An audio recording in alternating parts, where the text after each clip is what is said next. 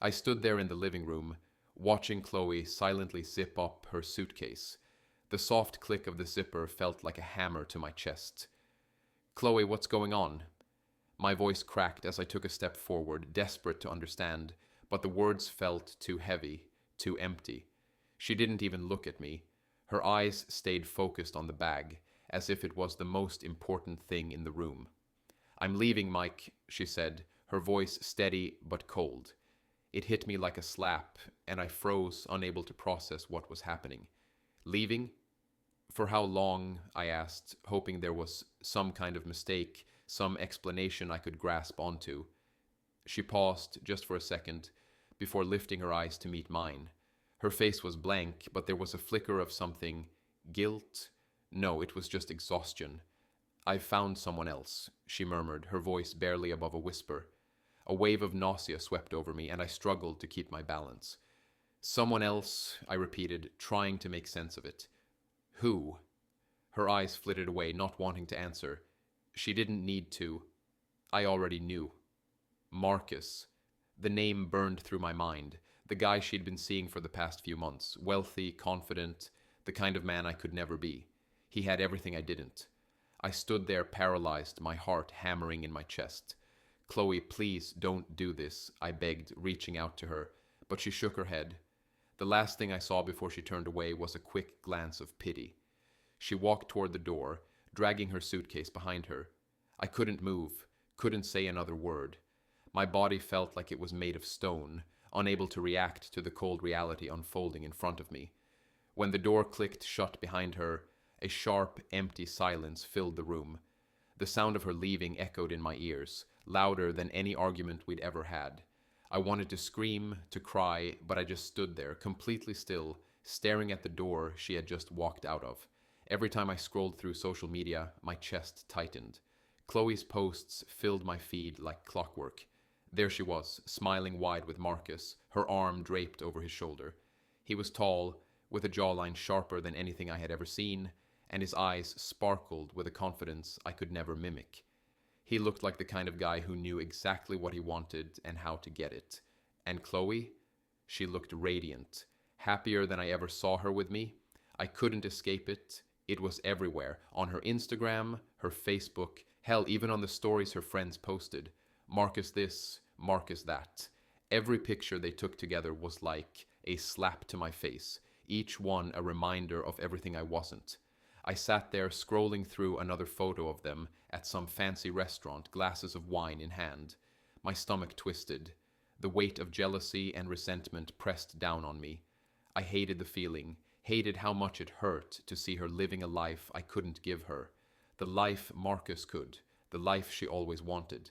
How had I missed it? How had I not seen what she truly wanted? Was it my job, my paycheck that was never enough, or was it my lack of confidence? I spent every night working late, trying to keep us afloat, while Marcus probably had yachts and vacation homes. He had the kind of wealth that made everything else seem irrelevant, and Chloe had clearly chosen it. She was out there living in a world I could never touch. I tried to ignore the posts, but it was impossible. I couldn't stop myself. I went back to her profile. There it was again, a picture of her, laughing under the bright lights of some exclusive party, her arm around his waist. Marcus was there too, always by her side, smiling like he had everything figured out. And I wondered, was it me all along? Had I been the problem? I replayed everything, every moment, every conversation, the times I had been too busy, too distracted, the fights we had that I didn't see coming. Was it my fault? Was I never enough for her? The doubts, the insecurities, they piled up. My worth seemed to be fading with every photo. I couldn't shake the feeling that I had lost the one thing I thought I could hold on to. I forced myself to get out of bed, but it felt like I was dragging a weight with every step. Work, friends, hobbies, nothing seemed to take my mind off her. Everyone kept asking how I was doing, like they actually cared. It was always the same question. How's Chloe? How's everything with you two? I never knew how to answer. How do you explain to someone that the woman you thought you'd spend your life with walked away for someone else? A wealthy man who could offer her everything you couldn't. How do you admit that your entire world has been torn apart in front of you and you're left picking up the pieces? So I lied. I put on a mask and pretended I was okay. I told my friends things were fine, that I was just taking some time to sort through stuff. They didn't need to know the truth, the aching hole that Chloe's absence left in my chest, the constant replaying of her with Marcus in every single image I saw online. I buried myself in work, taking on extra shifts at the office. It helped to an extent. The long hours gave me something to focus on, but then, as soon as I was alone, my mind would wander. I would think about Chloe, how she was probably out at some exclusive club, laughing with Marcus, dressed in the kinds of clothes I couldn't afford. The contrast between my life and hers became unbearable. She was thriving in this glamorous world, while I was barely holding on to the remnants of a life we once had. It wasn't just her new life that stung, it was the realization that I was nothing in comparison. Every post she made with him, every picture of their trips, felt like another reminder of my inadequacy. I used to think I was enough for her, that love would be enough, but somewhere along the way, I became just another piece of the past. I wanted to move on. I tried to force myself to do it. I joined a gym, signed up for a cooking class. Small distractions, things that were supposed to fill the emptiness, but nothing worked. I couldn't stop thinking about what she was doing, where she was, and who she was with. The silence between us grew louder in my mind. I had to admit it, I wasn't just missing her. I was missing the version of myself that I had when I was with her, the person who had hope, who believed that maybe we could make it through anything. But now all I had was a reminder that I wasn't enough, that somehow, no matter how hard I tried, I would always be just a shadow of what Marcus had become for her. I wasn't looking for it, but one night, scrolling through my phone, I stumbled across something I wasn't supposed to see. A message, one of those chain texts, forwarded by one of Chloe's old friends. The name Marcus caught my eye. I hesitated for a moment, then opened it, curiosity taking over. What I read made my stomach drop. It wasn't some gossip, no, it was a detailed account of Marcus. Not the charming, perfect man Chloe had always shown off to the world. This Marcus wasn't some wealthy philanthropist. No, this Marcus was someone else entirely. The text described how he had manipulated Chloe in ways I never could have imagined. His promises of a dream life were built on lies, using his money and influence to control her, to break her down. It wasn't just about the luxury or the lavish trips they took. He had made her doubt herself, her decisions, even the love she had with me. Chloe had always been so strong, so confident. I couldn't imagine her letting anyone tear her apart, yet here it was. He had her so tangled in his web that she couldn't see it. The worst part? I could see it all now, the signs I had missed when she was still with me, the late nights, the distance, her growing obsession with his world of excess, his power, his image. I felt this sharp sting of betrayal, but not just from Chloe. The truth hit me harder than I thought possible. She had left me, sure, but she wasn't free. She was trapped in a gilded cage, surrounded by things she had always wanted, but at the cost of herself. Marcus had trapped her in a life that was anything but perfect. His wealth and charm were just a mask for the cruelty underneath. I sat there, my hands shaking as I processed everything. She had traded me for what? For a man who had turned out to be exactly what I feared. Controlling, manipulative, and incapable of true love. All the lies she believed, all the happiness she had thought she found, it was built on a foundation of sand. And in that moment, something inside me cracked. Bitterness washed over me, mixed with the bitter taste of sadness. Chloe had chosen this. She had chosen money and status over the real, honest love we once shared. But now I knew the truth. She might have left me for a shiny new world, but that world wasn't as perfect as she thought. It was a prison of its own making, and no amount of wealth could ever change that. I didn't expect to see them. It was supposed to be a quiet morning, just a coffee and some time to clear my head. But there they were, sitting in the corner of the cafe, laughing like they owned the place. Chloe's laugh, that familiar sound I used to love, echoed through the room, but it didn't feel the same anymore. I hadn't seen her in months, and yet it felt like nothing had changed, except it had. I stood frozen for a moment, trying to make sense of it. Chloe, The woman who had once promised me forever was sitting there with Marcus, the man she had left me for. He was everything I wasn't, too confident, too comfortable in his own skin, like the world belonged to him. He didn't even notice me at first. He was too busy making Chloe laugh, making her lean into him, like she was so sure of everything. I didn't want to go over there. I didn't want to face her, not like this. But somehow my feet moved, taking me closer. The closer I got, the more I noticed Chloe's smile wasn't real. Her eyes weren't sparkling like they used to when she looked at me. She was forcing it. I could see it now. She wasn't happy, not the way she used to be. Marcus finally saw me, his grin widening like he'd won a prize. "Well, well, if it isn't the man of the hour," he said, his voice dripping with that smugness I had grown to loathe. Chloe's eyes flicked up to meet mine, and for a second there was something there, something I couldn't quite place.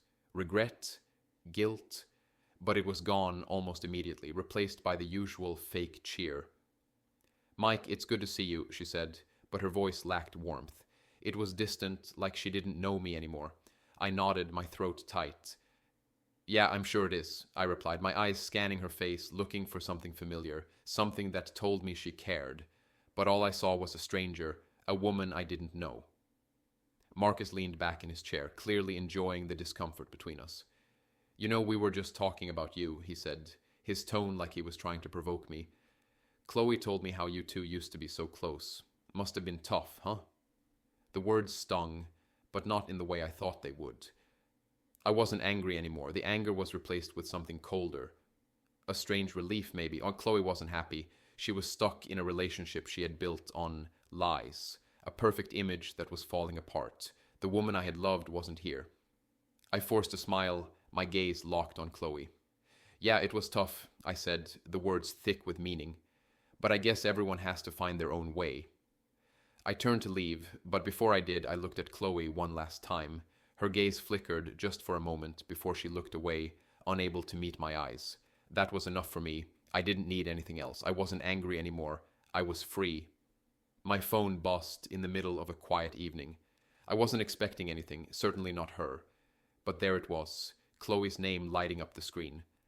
My stomach dropped. It had been months since I last heard from her, months of trying to push her out of my mind. She had chosen Marcus, and I had tried to move on, but hearing from her now felt like stepping back into a storm I had barely escaped. I hesitated, my thumb hovering over the green answer button. I didn't know if I wanted to hear what she had to say, but curiosity won out, and I swiped to answer. "Mike?" Her voice was shaky, hesitant, like she wasn't sure if I'd even pick up. "Chloe," I said, trying to keep my voice steady. "What's going on?" There was a long pause on the other end. I need to talk to you," she finally said, her voice cracking. I felt something stir inside me, an ache, maybe empathy, or maybe something deeper I didn't want to acknowledge. "What is it, Chloe? Why are you calling me now?" I kept my tone even, not wanting to give away how much her voice still affected me. "I made a mistake," she whispered, and I could barely hear the words over the static. "Marcus isn't who I thought he was. He's not the man I believed. He's controlling, Mike. He's manipulative, and I feel trapped. I don't know how to get out." I froze, unsure of what to feel. A part of me wanted to feel sorry for her, but another part felt a rush of anger. She had left me for this man, someone I had feared would take her away forever, and now she was calling me for help? The betrayal still stung, and hearing her voice, filled with regret, felt like salt on an open wound. "You left me, Chloe," I said, the words slipping out before I could stop them. "You chose him, remember? You chose him over everything we had?" "I know," she replied quickly, her voice filled with guilt. "I regret it. I thought he was everything, but I was wrong. I've been so blind, and now I don't know how to fix it." There was silence between us, and I could feel my chest tightening. I wanted to comfort her, to tell her everything would be okay, to take away her pain like I used to, but I couldn't. Not after everything. "I'm sorry," she said softly. "I know I don't deserve your forgiveness, but I had to tell you. I was wrong." The words hung in the air, and I wanted to say something, anything, but I couldn't. A part of me still cared, still wanted to reach out, but I knew better now.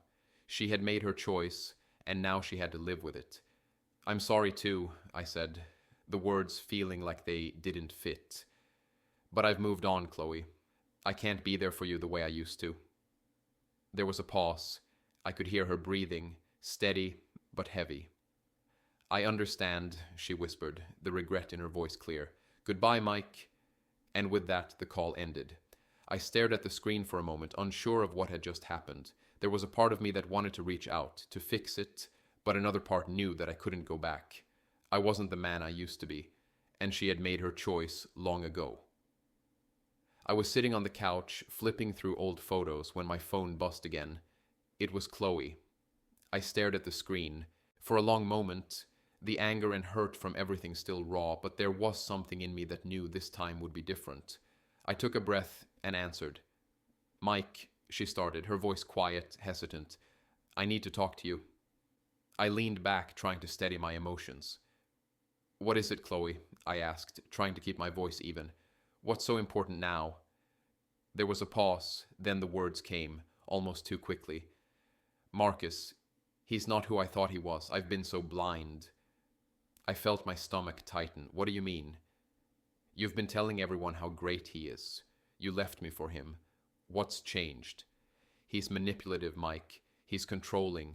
He used his money to keep me here. He made me feel like I owed him everything, she said, her voice shaky now, filled with the kind of doubt I hadn't heard in so long. I leaned forward, my mind racing.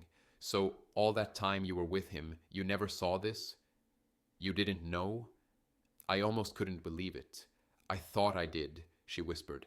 I thought I could handle it. But every time I wanted to leave, he made me feel like I couldn't, like I'd lose everything if I did. He uses his wealth, his status to trap me, to make me believe I can't survive without him. A deep anger bubbled up inside me, but it wasn't just at Marcus anymore. It was at myself, too. How could I have let her go so easily? How could I not have seen the signs when she was falling into his grasp? But you let him, I said, the words slipping out before I could stop them. You chose him over me, over everything we had. You let him control you. I know. I was so stupid, Mike. I thought I could handle it, but I can't. I've been miserable, and it's all my fault. I sat back, my hands shaking slightly. I'm not the perfect guy, Chloe, I know that. But I never used you the way he's done. I never treated you like you were a prize to be won or a possession to keep. Chloe was silent, and for the first time in what felt like forever, I could feel a sense of validation creeping in. I wasn't perfect, but I tried. And now I'm starting to realize that maybe you never saw me for who I was, and I didn't deserve that.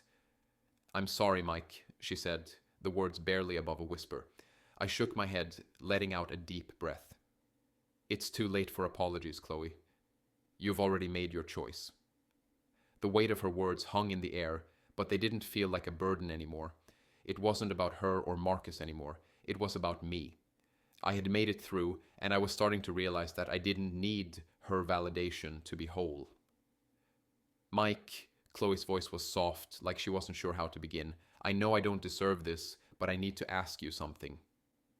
I stood by the window, the city lights flickering like distant stars. The air felt thick, heavy, and I couldn't decide whether I should turn around and look at her or just keep staring into the dark. You're asking me for a second chance, I finally said, my voice rougher than I intended. After everything that's happened? I was wrong, Mike, she said quickly, almost pleading. Marcus, he's not who I thought he was. I know now everything he said was just manipulation. I see that now, and I... Stop. I cut her off, my heart pounding in my chest. I could feel the anger rising again, but it wasn't just anger at her. It was at myself, too, at how easily I let her slip away. You think I don't know that? You think I didn't see this coming? That I didn't know, deep down, what he was doing to you? I turned to face her, and for the first time in a long while, I saw the guilt in her eyes.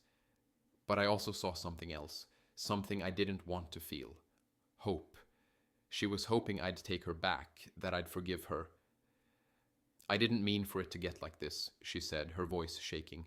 I was blind, I was selfish, and now I know what I lost.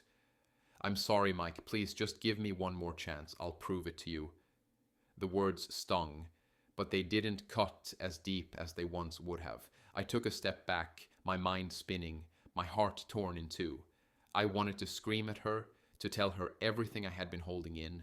I wanted to tell her that I had moved on, that I was done being the guy who waits around for someone to realize they made a mistake. But the truth was, I still cared. I still loved her, even after everything. Chloe, you don't get it, I said, trying to keep my voice steady. You left me. You chose him over me. You thought his life was better, that he was better, and now that you've realized it's not, now you come crawling back. You can't expect me to just forget everything, to just take you back like nothing happened. She took a step closer, tears in her eyes.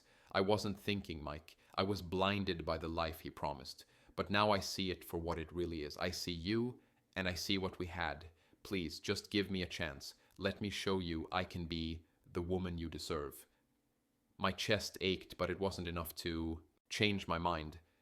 I don't know if I can. I don't know if I can trust you again. I swallowed hard. The decision tore at me. Could I forgive her? Could I really move forward? Or was I just setting myself up for the same heartache all over again? Mike, please, just listen to me. Chloe's voice was almost pleading now. She stepped closer, and for the first time in months, I felt that familiar tug in my chest, that pull I couldn't deny. I crossed my arms tightly, trying to block out the emotions that were rushing back. Listen to you after everything. You left me for him. You left me behind without a second thought, and now you want me to just listen?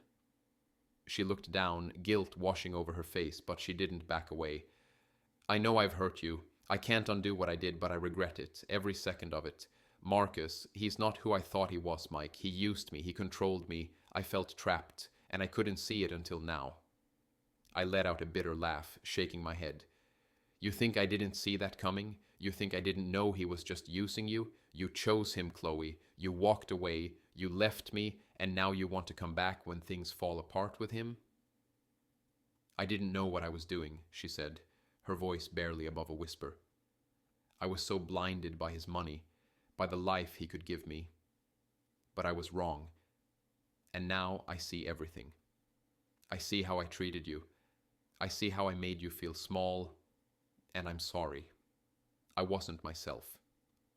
Her apology hit me in waves. It wasn't just about her leaving me. It was about how she had twisted the love we had into something that wasn't real.